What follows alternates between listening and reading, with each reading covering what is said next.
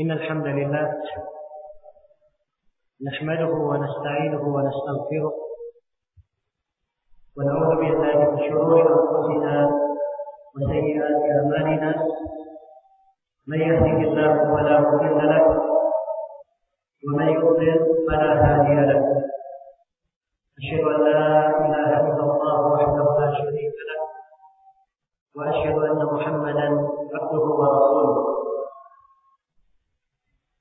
يا أيها الذين آمنوا اتقوا الله حق تقاته ولا تموتن إلا وأنتم مسلمون يا أيها الناس اتقوا ربكم الذي خلقكم من نفس واحدة وخلق منها زوجها وبث منهما رجالا كثيرا ونساء واتقوا الله الذي تساءلون به والأرحام إن الله كان عليكم رقيبا يا أيها الذين آمنوا اتقوا الله وقولوا قولا سديدا يصلح لكم أعمالكم ويغفر لكم ذنوبكم ومن يطع الله ورسوله فقد فاز فوزا عظيما أما بعد فإن أصدق الحديث كتاب الله وخير الهدي هدي محمد صلى الله عليه وآله وسلم شر الأمور محدثاتها فإن كل محدثة بدعة وكل بدعة ضلالة وكل ضلالة في النار. Hadirin kaum muslimin dan muslimat, jemaah kajian ilmiah yang saya hormati dan saya muliakan. Alhamdulillah, kita bersyukur kepada Allah Subhanahu wa taala yang menganugerahkan kepada kita semua kesehatan dan kesempatan pada pagi hari yang berbahagia ini. Semoga kehadiran kita di masjid yang mulia ini dengan niat yang baik serta maksud menuntut ilmu agama dijadikan sebagai suatu amalan salih untuk kita semua tatkala kita menghadap kepada Allah Subhanahu wa taala. Semoga apa yang kita kaji dan kita dengarkan di pertemuan-pertemuan yang akan datang insyaallah taala selalu membawa kebaikan dan keberkahan untuk kita semua di dunia dan di akhirat. Dan tentunya sebelum saya mulai mengkaji pembahasan dari materi yang diamanahkan kepada saya dari pengamalan kepada sabda Rasulullah sallallahu alaihi wasallam diriwayatkan oleh Imam Ahmad dan selainnya, di mana Rasulullah sallallahu alaihi wasallam bersabda, "La yashkurullaha man la yashkurun nas." Tidaklah bersyukur kepada Allah orang yang tidak bersyukur kepada manusia. Karena itu saya mengucapkan terima kasih sebesar-besarnya kepada seluruh pihak yang menjadi sebab terselenggaranya acara ini. Semoga Allah Subhanahu wa taala menjadikan upaya dan usaha mereka sebagai amalan yang selalu memberatkan timbangan dan kebaikannya kelak di kemudian hari. Dan tidak lupa saya khususkan terima kasih saya kepada Bapak Haji Ditio Setiman SH atas segala dukungannya. Semoga Allah Subhanahu wa taala memanjangkan umur beliau di dalam ketaatan dan menganugerahkan beliau anak-anak yang salih yang selalu menyejukkan pandangan matanya dan menyegarkan jiwanya di dunia dan di akhirat.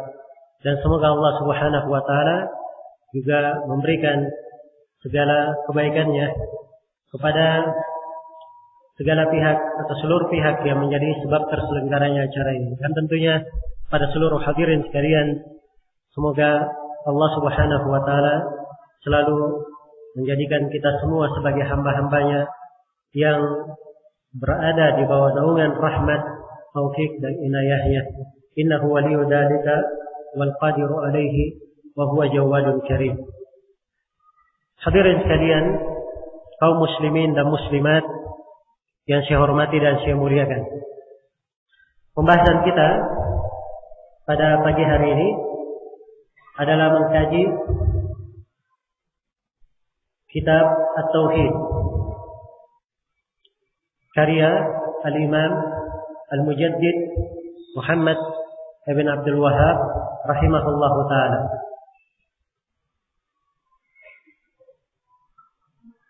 Kitab ini sebagaimana judulnya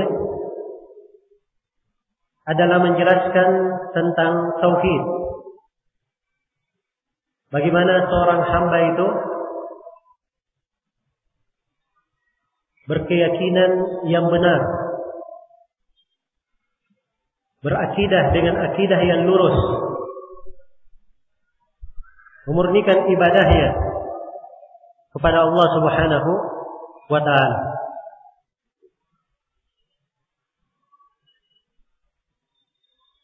Dan pembahasan dari kitab ini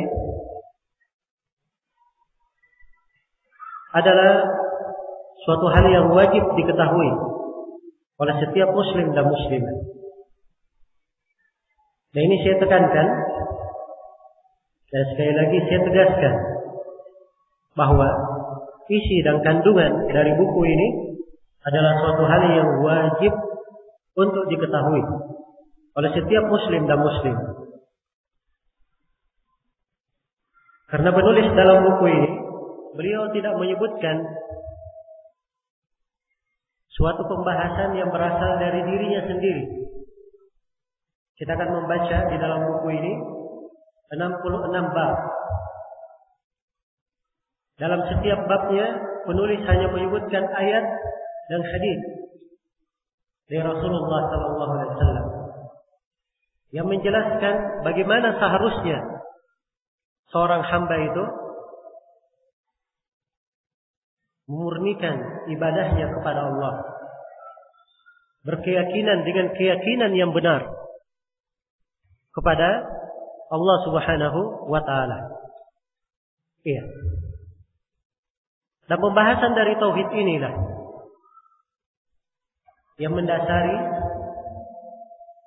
kenapa kajian selama 7 hari ini diberi tema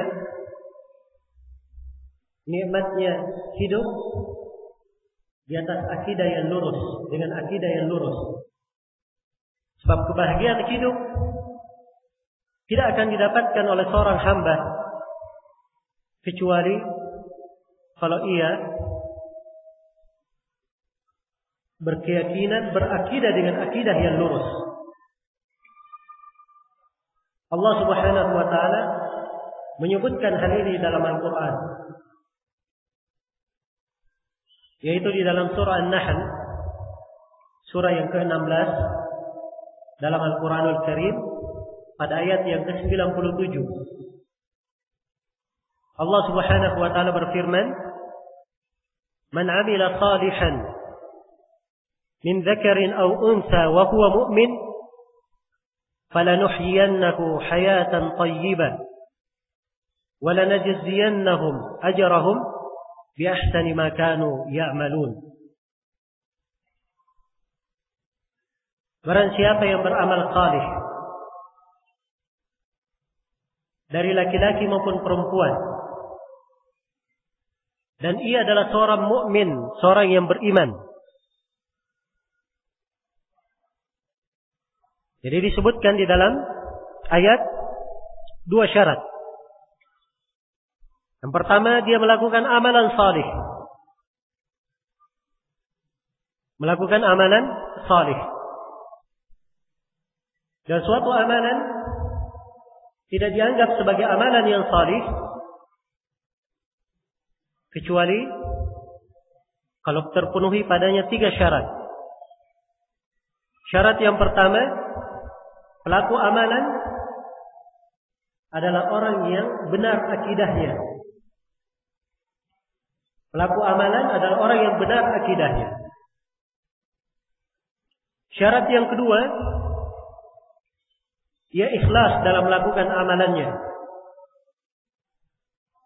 Dan syarat yang ketiga, amalan tersebut dibangun di atas tuntunan Rasulullah sallallahu alaihi wasallam. Ini 3 syarat. Apabila terpenuhi, barulah amalan seorang hamba dianggap sebagai amalan yang salih. Jadi syaratkan dia beramal dengan amalan yang salih. Man amila salihan min dzakarin aw untha. Siapa yang beramal dengan amalan yang salih, dari laki-laki maupun perempuan. Dari laki-laki maupun perempuan. Iya. Sebab di dalam meraih surga Allah Subhanahu wa taala, dalam mendekatkan diri kepada Allah, tidak ada perbedaan antara laki-laki dan perempuan. Iya. Siapa yang beramal salih dari laki-laki dan perempuan, syarat yang kedua, wa huwa mu'min. Dan dia adalah seorang yang beriman. Disyaratkan keimanan. Dan inilah letak pembahasan akidah yang benar. Iya. Sebab seorang hamba dikatakan sebagai hamba yang beriman. Ini semuanya kembali sejauh mana ia memahami tentang tauhid dan sejauh mana dia mengamalkan tauhid tersebut. Apabila 2 syarat telah terpenuhi, dia beramal salih dan beriman dengan keimanan yang benar, berakidah dengan akidah yang benar, Allah menjamin, "Falanuhyiyannahu hayatan thayyibah." Pasti kami akan memberikan untuknya kehidupan yang baik, kehidupan yang bahagia. Allah jamin kehidupan yang bahagia untuknya. "Wala najziyannahum ajrahum bi ahsani ma kanu ya'malun." Dan sungguh kami akan memberikan kepada mereka pahala yang lebih baik daripada amalan yang mereka lakukan. Iya.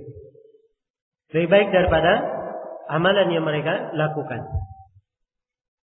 Maka di dalam ayat yang mulia ini terdapat penjelasan bahwa keimanan kepada Allah, akidah yang benar itu adalah sumber kebahagiaan di dalam kehidupan. Dan insyaallah taala di pembahasan kitab tauhid ini kita akan menguraikan sejumlah keutamaan yang lain bagi siapa yang mempelajari tentang tauhid. Siapa yang mempelajari tentang tauhid. Iya. Sebelum saya mulai mengkaji satu persatu dari pembahasan kitab ini, ingin saya terangkan di sini tentang biografi dari penulis kitab.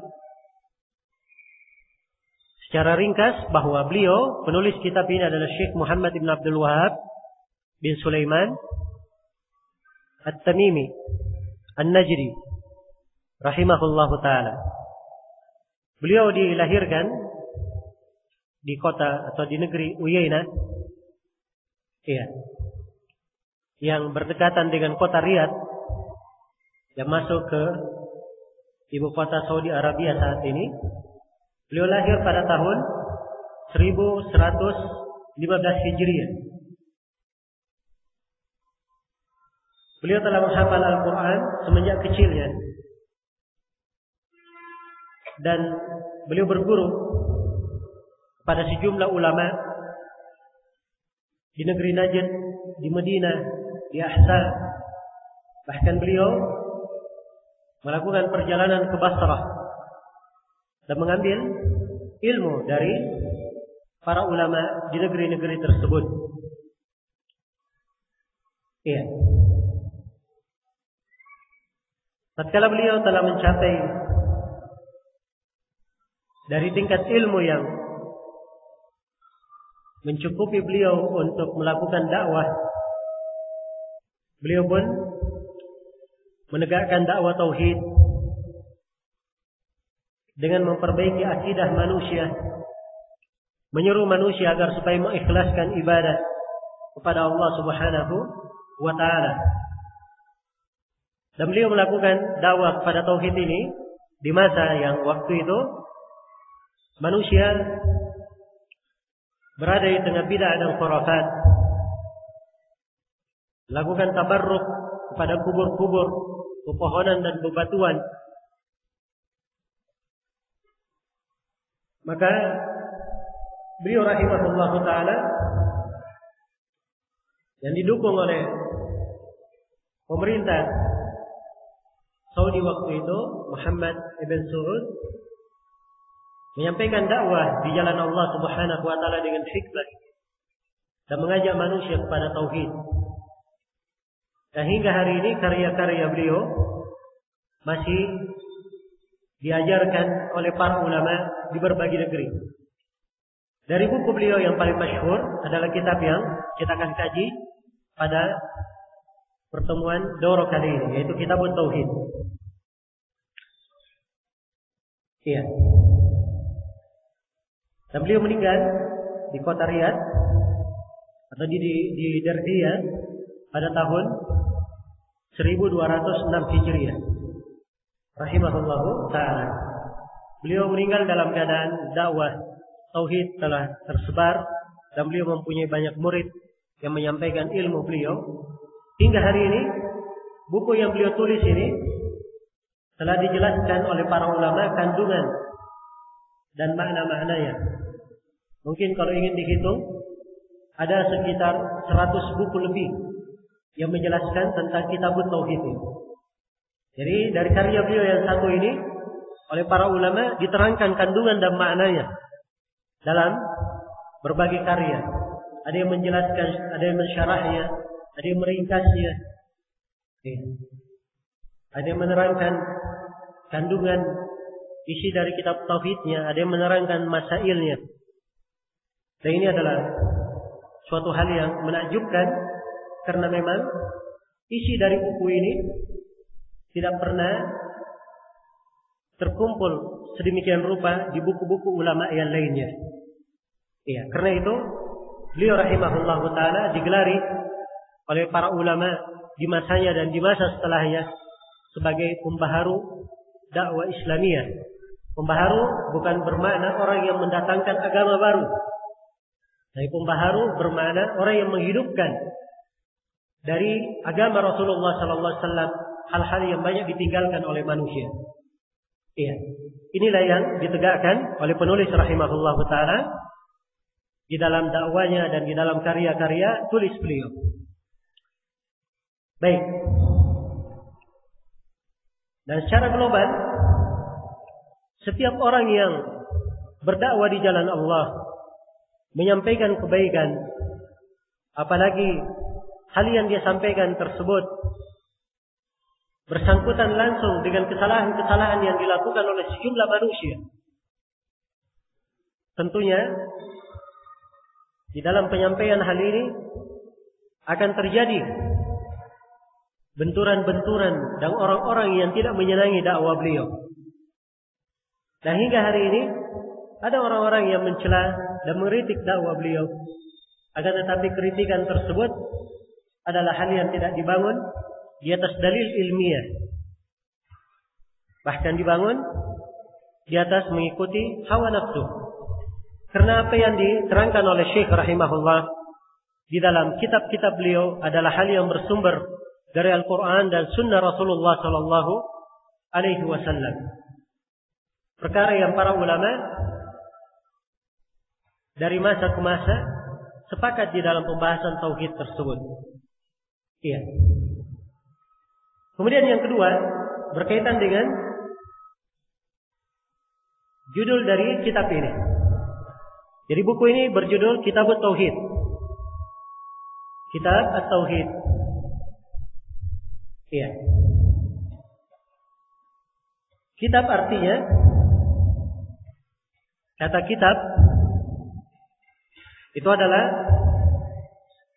bermakna kumpulan yang dikumpul. Jadi kalau dikatakan kitabut tauhid, itu artinya kumpulan materi, kumpulan pembahasan yang menjelaskan tentang tauhid. Menjelaskan tentang tauhid. Ini makna dari kitab. Iya.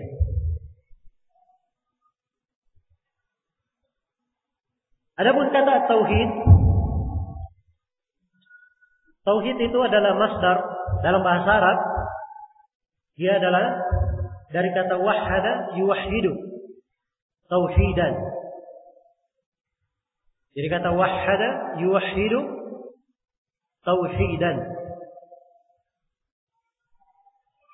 Itu tauhid dalam pengertian secara bahasa. Kalau dikatakan dia mentauhidkan, artinya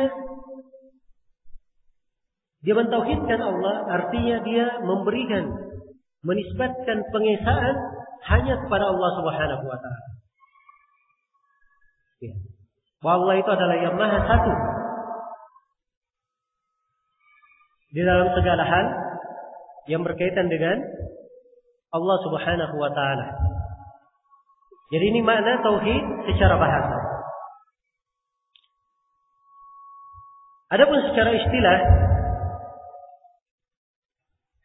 istilah didefinisikan oleh para ulama dengan beberapa definisi, dan di antara definisi yang paling bagus yang menjelaskan tentang definisi tauhid secara umum adalah apa yang disebut oleh Syekh Ibnu Utsaimin rahimahullahu taala dalam kitab beliau Al-Qaulul Mufid.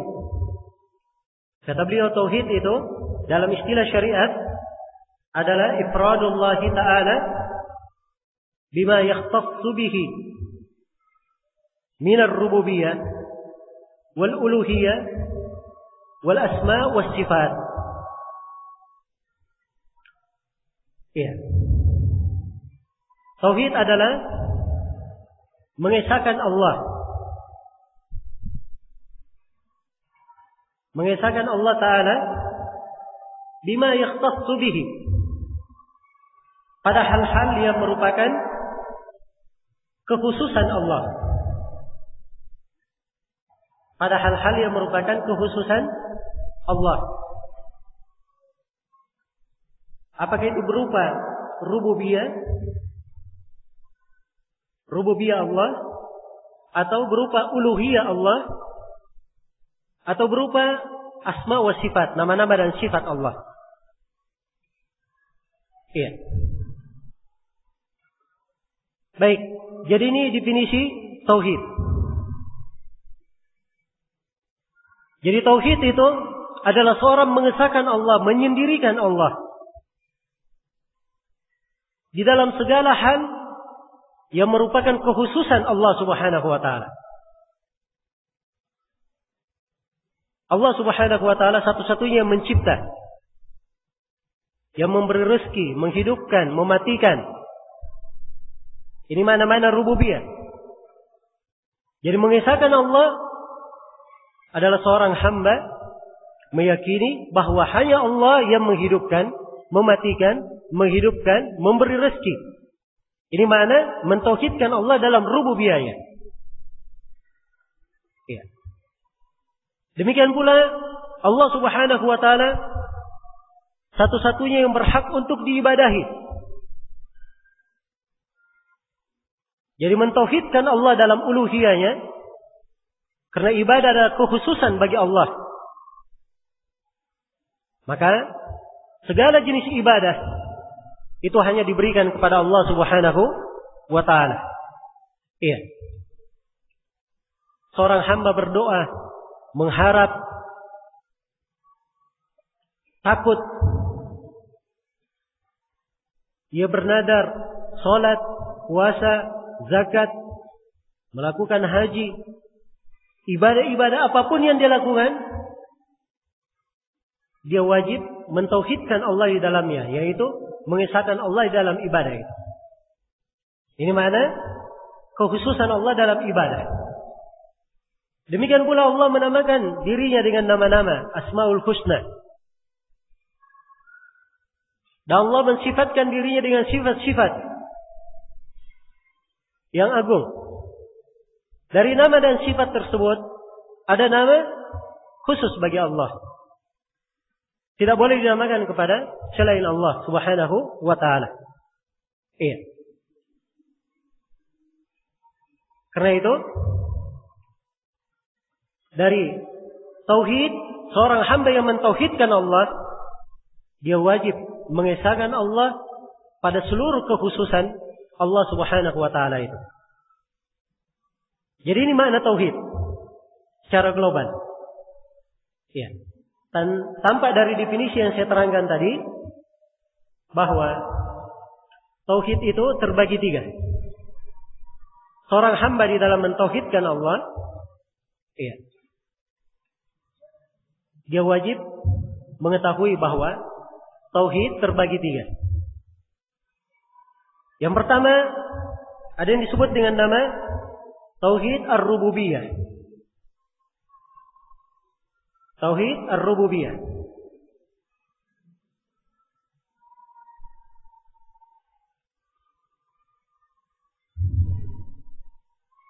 Apa arti tauhid ar-rububiyah?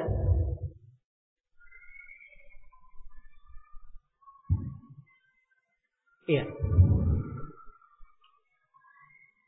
Tauhid rububiyah adalah seorang hamba meyakini bahwa Allah Subhanahu wa ta'ala adalah Rabb segala sesuatu, yang menciptakannya,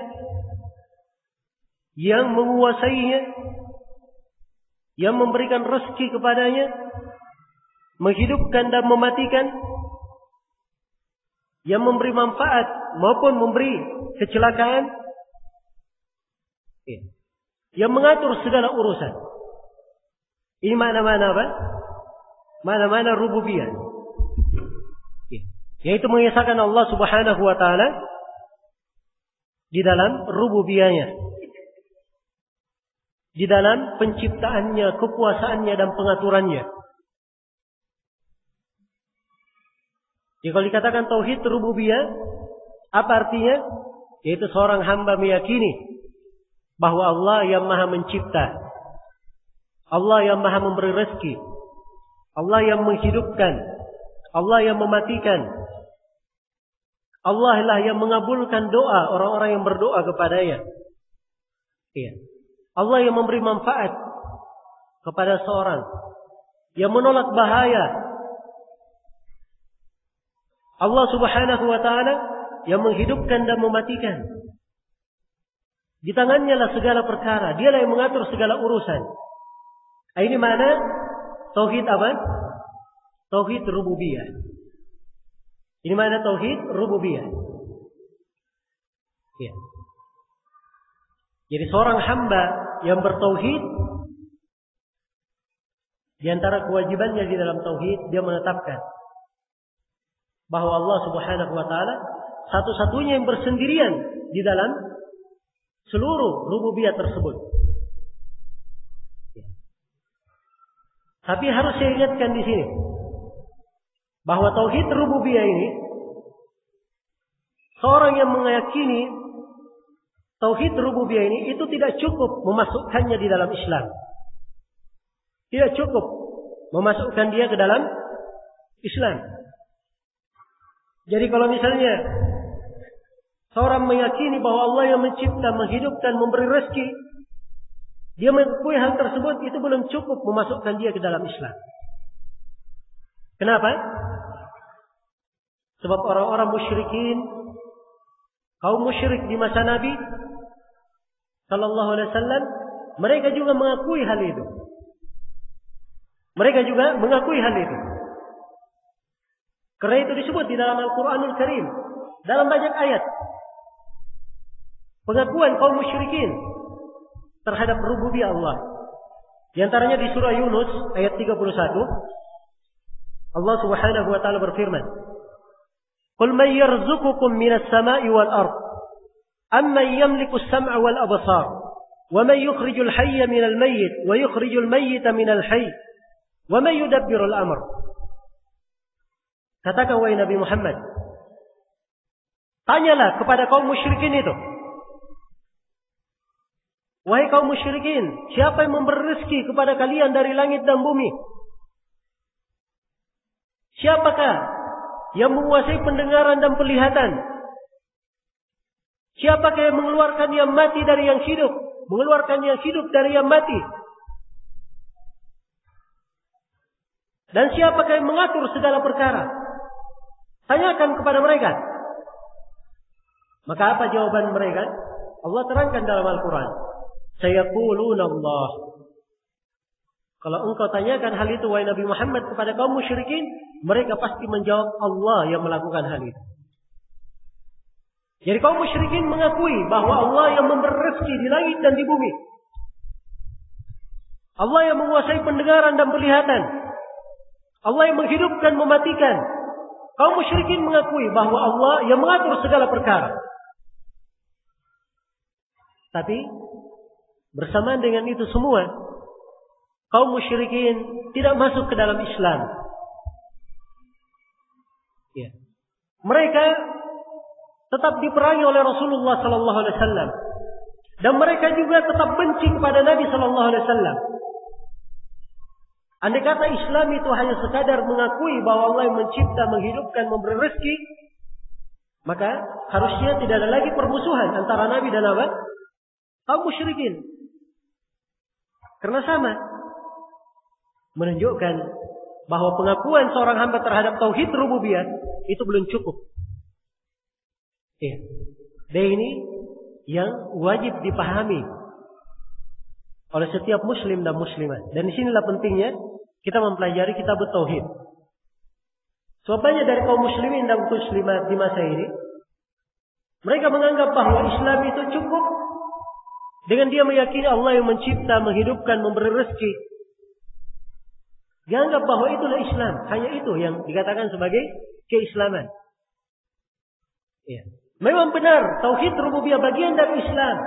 Tapi itu tidak cukup memasukkan seseorang ke dalam Islam.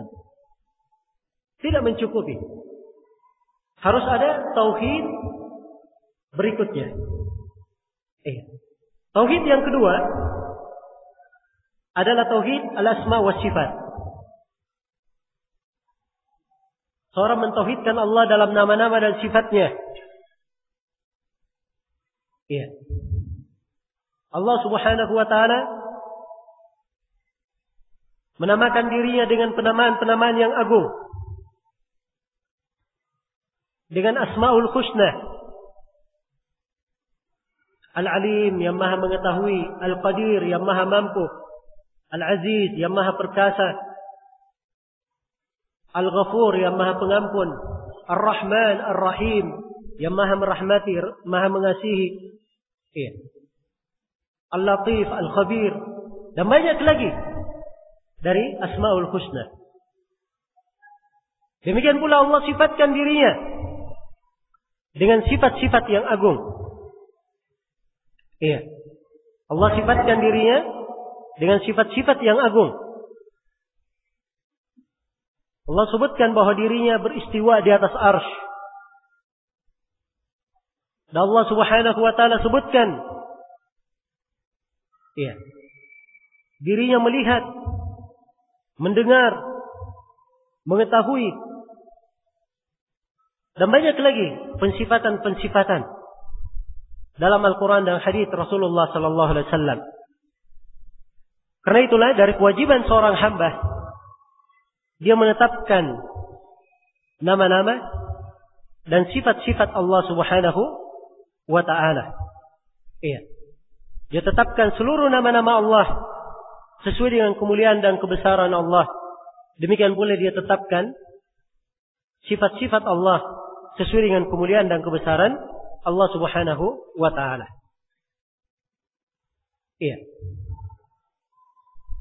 Jadi ini tauhid yang kedua. Tauhid yang ketiga, dan ini yang merupakan inti permasalahan tauhid yang ketiga ini. Iya. Sebab di dalam masalah tauhid asma wa sifat tidak diketahui dari kaum musyrikin ada yang menolak nama-nama dan sifat Allah. Iya. Hanya diketahui mereka mengingkari penamaan Ar-Rahman saja. Seperti yang disebut dalam Al-Quran, wa hum yakfuruna bir-Rahman.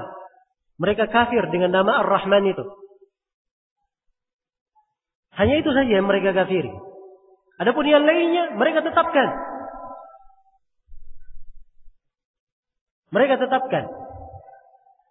Ya terhadap nama-nama dan sifat Allah itu juga kaum musyrikin meyakininya. Tapi ini tidak memasukkan mereka ke dalam Islam. Yang menjadi pokok masalah adalah tauhid yang ketiga.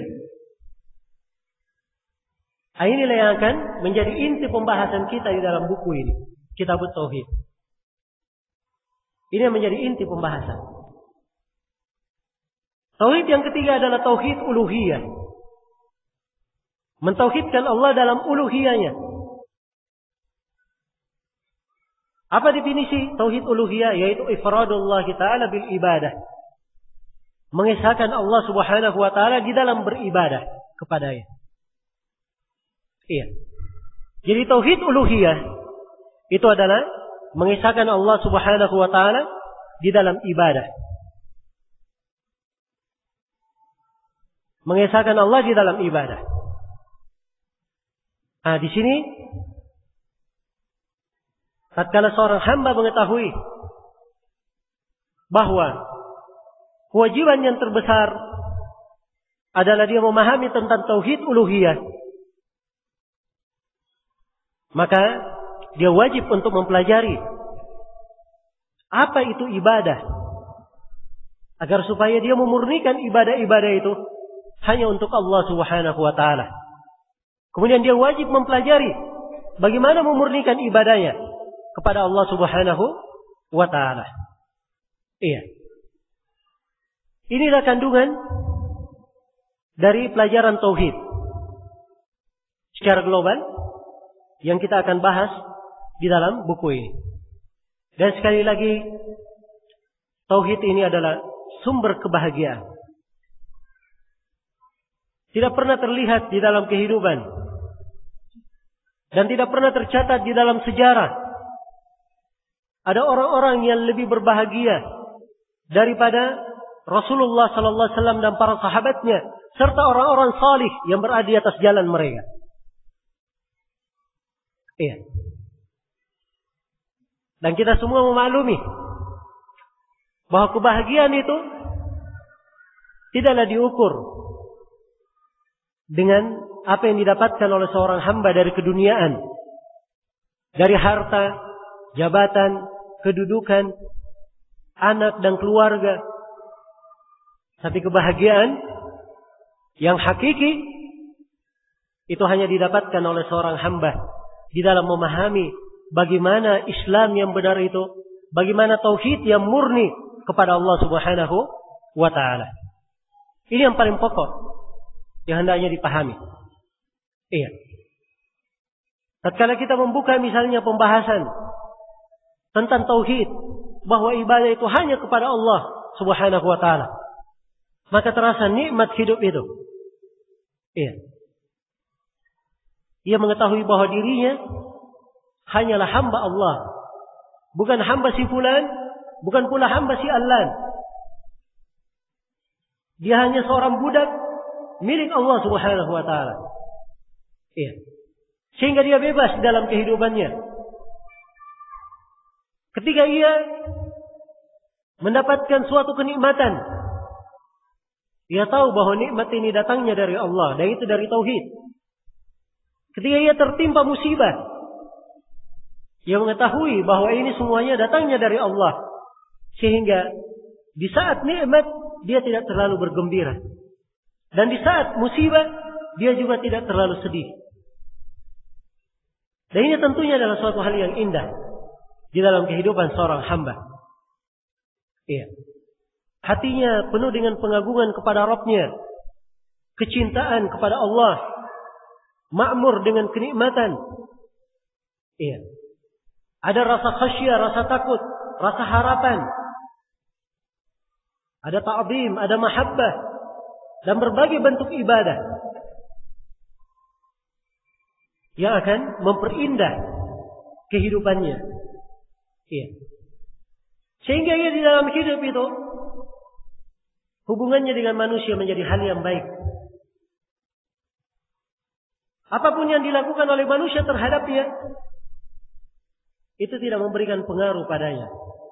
Sebab dia menganggap bahwa hidupnya hanya untuk Allah Subhanahu wa ta'ala. Dan sekali lagi, ini adalah makna-makna yang agung. Dan makna-makna yang agung ini tidak akan didapatkan oleh seorang hamba, kecuali kalau dia memahami tauhid dengan benar. Dan semakin seorang hamba itu kuat di dalam pemahaman tauhid, maka akan semakin dahsyat pula pengaruhnya di dalam kehidupannya. Ya. Akan memberikan pengaruh di dalam jiwanya. Akan menambah kebahagiaannya di dalam kehidupannya. Baik. Karena pembahasan dari buku ini agak panjang ya. Ini seluruh hadirin sudah mendapatkan buku panduan yang kita akan kaji. Kitabut Tauhid. Jumlahnya ada 66 bab. Dan kita hanya punya waktu 7 hari saja. Itu sudah dipotong dengan 2 materi. Yang lainnya insyaAllah ta'ala, sebagaimana yang telah diumumkan, akan dibawakan oleh 2 ustadz kita yang lain. Baik. Karena itu di kesempatan ini saya akan segera masuk di dalam inti pembahasan, agar supaya kita bisa menyelesaikan kandungan dari Kitabut Tauhid ini dan melihat keindahan-keindahan di dalam pembahasan tauhid. Ya. Seorang yang telah membaca buku ini dan mengetahui makna ayat-ayat dan hadis-hadis yang disebutkan di dalam buku ini, pasti dia akan merasakan perbedaan kehidupannya setelah ia memahami ilmu tentang tauhid dan sebelum ia memahaminya. Ya. Dan inilah sebenarnya inti seorang menuntut ilmu agama. Karena ilmu agama itu selalu membawa kebaikan bagi seorang hamba. Baik, kata penulis rahimahullah ta'ala, Bismillahirrahmanirrahim. Beliau memulai kitabnya dengan menyebutkan basmalah. Ya. Di awal dari buku ini dicetakan di halaman 1 tidak disebut basmalah ya. Kalau di buku-buku yang lain dicetakan yang lainnya disebutkan basmalah ya, Bismillahirrahmanirrahim. Dan memulai sebuah karya tulis dengan basmalah itu adalah hal yang disyariatkan. Hal yang disyariatkan.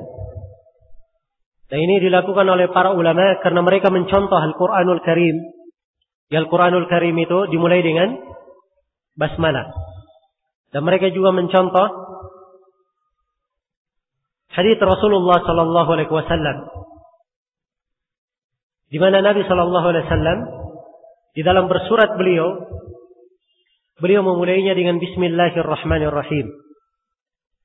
Dan ini dilakukan oleh para ulama dari masa ke masa hingga hari ini. Ya. Bismillahirrahmanirrahim. Bismillah artinya dengan nama Allah. Yaitu saya memulai atau saya memohon pertolongan dengan menyebut nama Allah. Bismillah. Iya.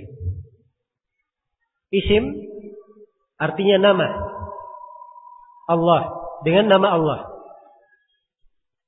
Isim itu dalam bahasa Arab dia adalah kata tunggal. Kata apa? Kata tunggal. Dan di dalam kaidah bahasa Arab, kata tunggal kalau disandarkan kepada ma'rifat, itu dia memberikan makna umum. Memberikan makna umum. Ya. Jadi kalau kita baca bismillah, seakan-akan seorang hamba itu berkata dengan menyebut seluruh nama-nama Allah. Dengan menyebut seluruh nama-nama Allah. Ya, kalau biasa diterjemah dalam bahasa Indonesia dengan nama Allah,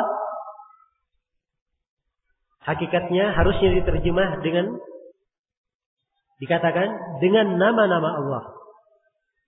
Sebab itu dalam kaidah bahasa Arab, isim kalau disandarkan kepada kata ma'rifat, yaitu kata Allah di dalam ayat, maka dia bermakna umum. Jadi seorang hamba ketika dia memulai dengan membaca bismillah, seakan-akan dia menyebut seluruh nama-nama Allah Subhanahu wa taala. Ya, Allah artinya yang diibadahi, yang disembah dengan segala pengagungan, pembesaran dan kecintaan kepadanya. Ar-Rahman, Ar-Rahim, dua nama dari nama Allah. Dan dua nama ini berasal dari satu kata, yaitu dari kata rahmat. Dari kata apa? Rahmat. Hanya saja orang-orang Indonesia biasanya menerjemah Ar-Rahman Ar-Rahim diterjemah dengan arti yang maha pengasih lagi maha penyayang. Ya, sebenarnya pengasih itu pula penyayang sebenarnya. Karena memang dalam bahasa Arab Ar-Rahman dan Ar-Rahim sumbernya satu kata, yaitu dari kata rahmat, yang maha merahmati. Hanya ada perbedaan antara Ar-Rahman dan Ar-Rahim. Ar-Rahman itu maknanya lebih luas. Maknanya lebih luas. Karena memang terdiri dari 5 kata. Lebih luas maknanya daripada Ar-Rahim. Ar-Rahim terdiri dari 4 kata saja. Dari 4 huruf. Kalau Ar-Rahman 5 huruf. Rahman, Ra, Ha, Mim, Alif, Nun. Kalau Ar-Rahim, Ra, Ha, Ya, Mim. Hanya 4 huruf. Dan di dalam kaidah bahasa Arab, ziyadatul mabna tadullu ala ziyadatul ma'na. Adanya tambahan di dalam huruf itu menunjukkan adanya tambahan makna. Itu kaidah umum dalam bahasa Arab. Karena itu nama Ar-Rahman kandungannya lebih luas. Iya. Kandungannya lebih luas. Sebab rahmat pada Ar-Rahman itu rahmat umum untuk seluruh makhluk. Termasuk jin dan manusia. Termasuk kafir dan muslim.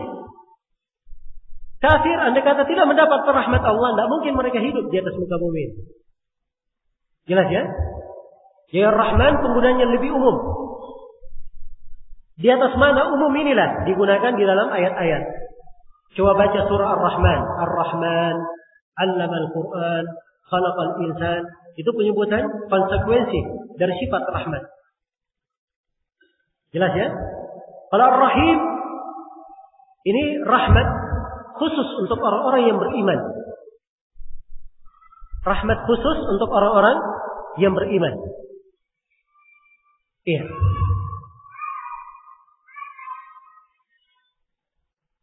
Wa kana bil mu'minina rahimah.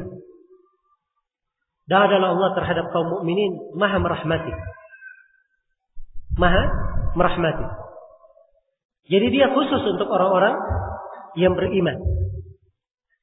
Baik, ini perbedaan antara Ar-Rahman dan Ar-Rahim. Dan sebenarnya ada perbedaan-perbedaan lainnya. Tapi insyaallah ta'ala itu sudah cukup di dalam membedakan. Bahwa Ar-Rahman kandungannya, kata rahmat yang terkandung di situ lebih luas cakupannya. Adapun Ar-Rahim, ini rahmat khusus untuk siapa? Orang-orang yang beriman. Iya. Baik. Bismillahirrahmanirrahim. Dengan menyebut nama-nama Allah. Ar-Rahman, yang maha merahmati. Ar-Rahim, yang maha merahmati. Yang maha pengasih lagi maha penyayang. Tatkala seorang hamba membaca basmalah ini di awal setiap kegiatan dan amalannya, dia memohon rahmat dari Allah. Ar-Rahman Ar-Rahim. Jelas ya? Baik. Dan perlu saya ingatkan ya bahwa di dalam pembahasan buku ini saya akan menguraikan dengan metode yang ringkas. Iya. Saya akan menguraikan dengan metode yang ringkas, sekadar apa yang diperlukan di dalam memahamkan isi dari buku. Dan saya tidak akan meluas menjelaskan hal-hal yang detail di dalam pembahasan buku. Sebab ini saya kira nggak cocok untuk majelis kita ini. Dan memang yang paling penting adalah bagaimana seorang memahami isi dari ayat-ayat dan hadis-hadis yang akan disebutkan. Ya.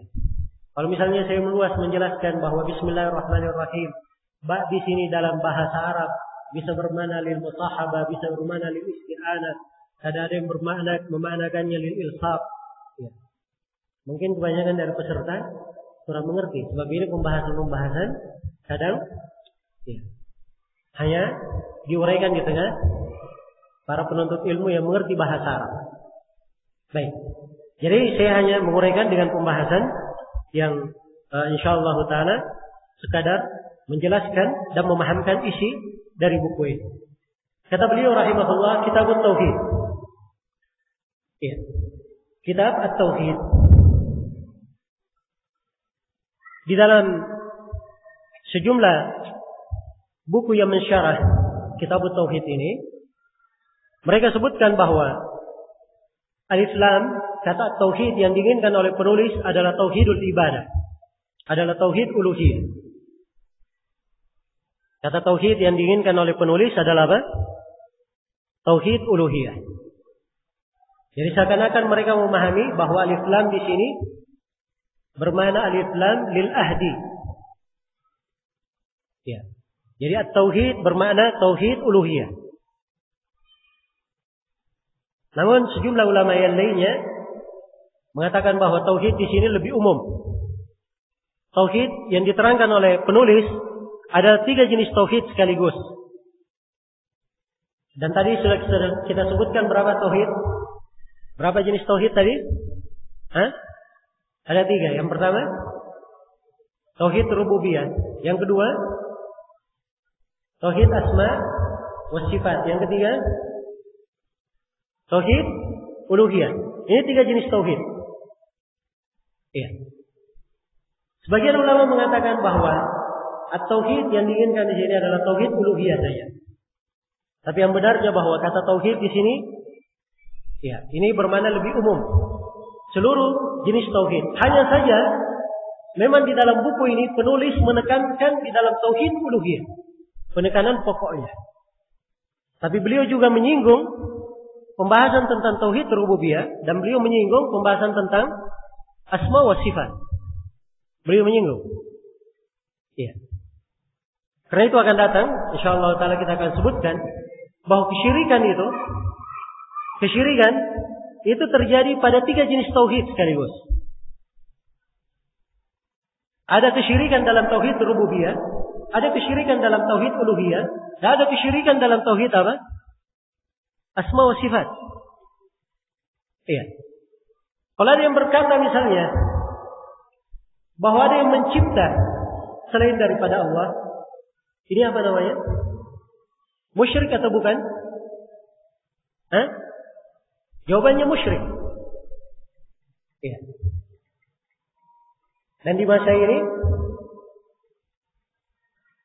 kalau di masa dahulu orang-orang musyrikin di masa Nabi, mereka meyakini bahwa yang mencipta itu hanyalah Allah, menghidupkan, mematikan hanyalah Allah. Kalau di hari-hari ini kita mendapati sebagian orang mengaku dirinya umat Islam, bahkan sebagiannya ditokohkan, tapi dia menganggap bahwa dirinya bisa menghidupkan orang yang mati, bisa menghidupkan orang yang mati. Perhatikan bagaimana kesyirikan manusia pada saat ini.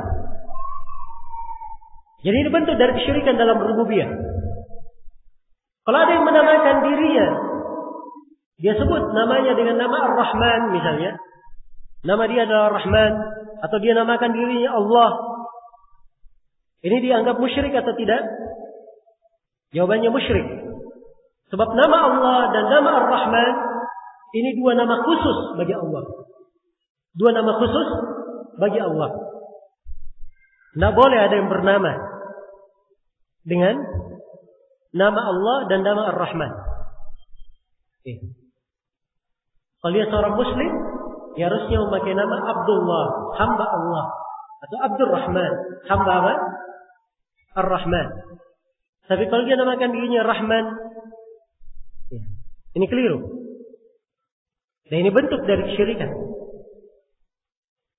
Dan memang di dalam nama-nama Allah Subhanahu wa taala ada sebagian nama yang khusus bagi Allah. Tidak boleh dinamakan kepada selain Allah Subhanahu wa taala. Baik. Demikian pula kalau dia melakukan kesyirikan dalam tauhid uluhiyah. Inilah yang akan diterangkan di dalam buku ini.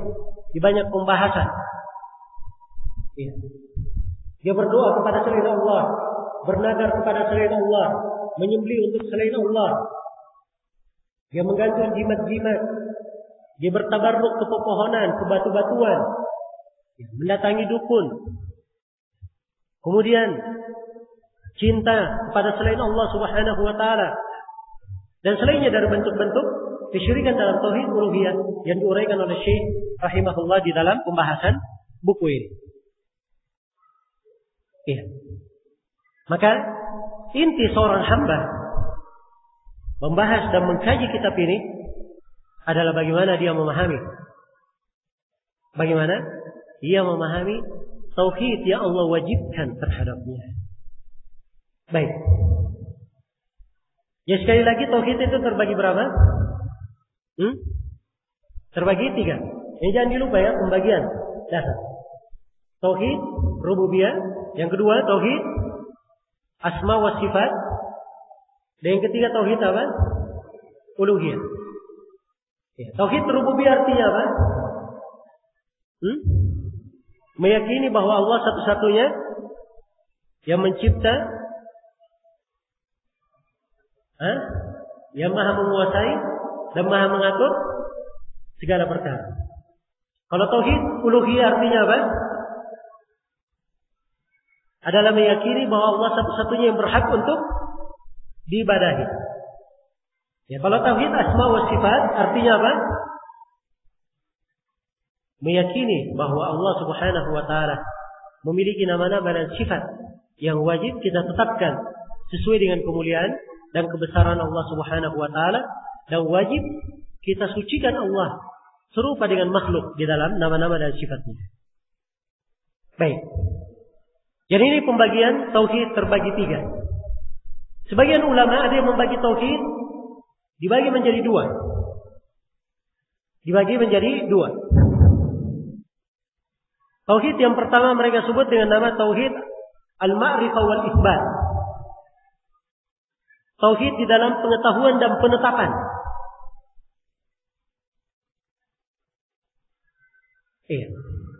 Dan tauhid yang kedua adalah tauhid fil qasdi wat talab. Adalah tauhid di dalam maksud dan tujuan. Tauhid dalam maksud dan tujuan. Ini pembagian tauhid, pembagian yang kedua. Sama sebenarnya maknanya, hanya saja saya ingin bagi dengan bentuk yang kedua supaya lebih dipahami. Jadi sebagian ulama membagi tauhid menjadi 2. Ada tauhid dalam ma'rifah dan isbat, dalam pengetahuan dan penetapan. Seorang mengetahui bahwa Allah yang mencipta, memberi rezeki, menghidupkan, mematikan. Seorang hamba menetapkan hal tersebut, menetapkan nama-nama dan menetapkan sifat-sifat Allah. Jadi tauhid ma'rifah wal isbat ini maksudnya adalah tauhid rububiyah dan tauhid asma wa sifat sekaligus. Itu sama ya. Tauhid yang kedua, tauhid fil qasdi wat talab. Tauhid dalam maksud dan tujuan. Di mana seorang kalau dia memaksudkan sesuatu, menghendaki sesuatu, dia hanya memintanya kepada Allah. Dia ingin beribadah, ibadahnya hanya kepada Allah.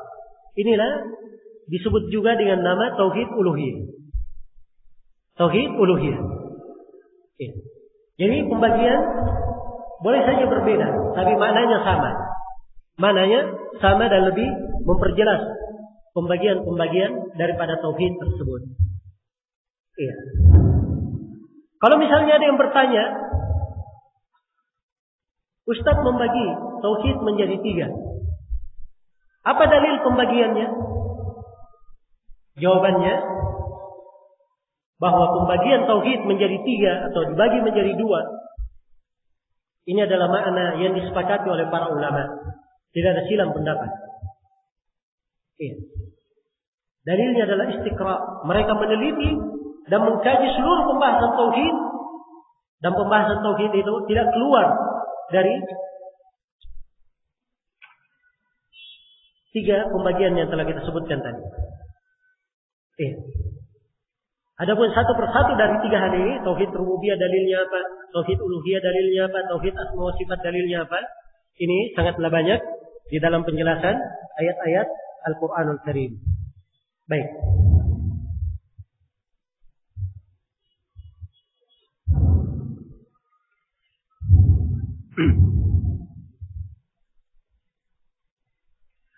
Kemudian kata penulis rahimahullahu taala, wa qaulillahi ta'ala wa ma khalaqtul jinna wal ins illa liya'budun. Beliau langsung masuk menyebutkan ayat, yaitu firman Allah taala, wa ma khalaqtul jinna wal ins illa liya'budun. Ya. Kita di halaman pertama ya. Wa qaulillahi ta'ala, firman Allah taala, wa ma khalaqtul jinna wal ins illa liya'budun, dan tidaklah aku menciptakan jin dan manusia kecuali agar mereka beribadah kepada aku. Iya. Ayat ini maknanya Allah mengabarkan bahwa tujuan Allah menciptakan jin dan manusia adalah agar supaya mereka hanya beribadah kepada Allah Subhanahu wa taala. Iya. Dan di kelanjutan ayat, ma uridu minhum min rizqin wa ma uridu an yut'imun. Innallaha huwar razzaqu dzul quwwatil matin. Kelanjutan ayat di surah Ad-Dariyat, Allah firman, aku tidak menghendaki rezeki dari mereka. Dan aku juga tidak menghendaki mereka memberi makan kepadaku. Sesungguhnya Allah adalah yang maha memberi rezeki, yang maha memiliki kekuatan lagi maha kekal. Iya. Jadi ayat ini penegasan bahwa Allah menciptakan jin dan manusia dengan maksud, dengan hikmah agar supaya mereka beribadah kepada Allah Subhanahu wa taala. Pendalilan penulis dengan membawakan ayat ini di sini, beliau ingin menegaskan tentang kewajiban seorang hamba mempelajari tauhid. Kewajiban seorang hamba mempelajari tauhid. Karena itu adalah tujuan penciptaan jin dan manusia. Iya. Karena itu datang dalam penafsiran Ibnu Abbas. Beliau membaca ayat ini, wa ma khalaqtul jinna wal insa illa liya'budun. Firman Allah, tidaklah aku menciptakan jin dan manusia kecuali agar mereka beribadah kepadaku. Ibnu Abbas menafsirkannya illa liwahidun, agar supaya mereka mentauhidkanku. Mentauhidkanku. Iya. Dan ini menunjukkan kewajiban seorang hamba mempelajari tauhid. Kewajiban seorang hamba mempelajari tauhid. Baik.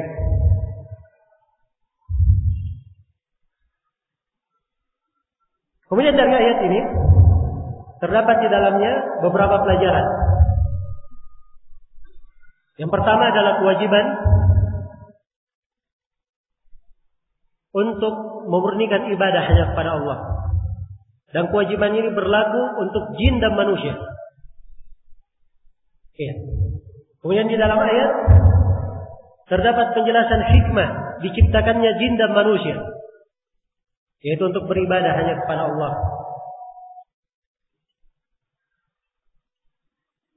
Kemudian yang ketiga, di dalam ayat ini diciptakan, diingatkan bahwa tidaklah aku menciptakan jin dan manusia. Tidaklah aku menciptakan jin dan manusia kecuali untuk beribadah kepada Allah. Jadi sebutkan penciptaan Allah terhadap jin dan manusia. Jadi kalau seorang hamba meyakini bahwa Allah yang mencipta, menghidupkan dan memberi rezeki, maka kewajibannya dia juga wajib meyakini bahwa Allah yang mencipta dan memberi rezeki itu, dia pula yang satu-satunya berhak diibadah. Satu-satunya yang berhak diibadah. Ya. Dan ayat ini juga menjelaskan kepada kita bahwa Allah Subhanahu wa taala Maha memiliki hikmah di belakang setiap di belakang apa yang ia lakukan. Ya.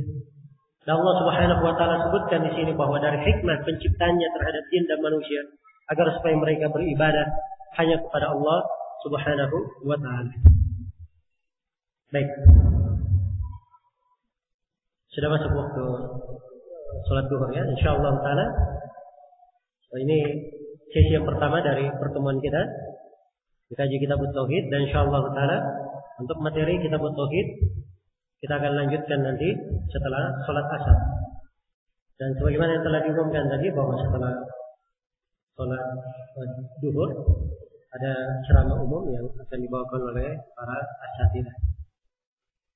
Baik, untuk sementara saya cukupkan sampai sini. Subhanakallahumma bihamdik, asyhadu an la ilaha illa anta, astaghfiruka wa atubu ilaik. Walhamdulillahirabbil alamin. Wassalamualaikum warahmatullahi wabarakatuh.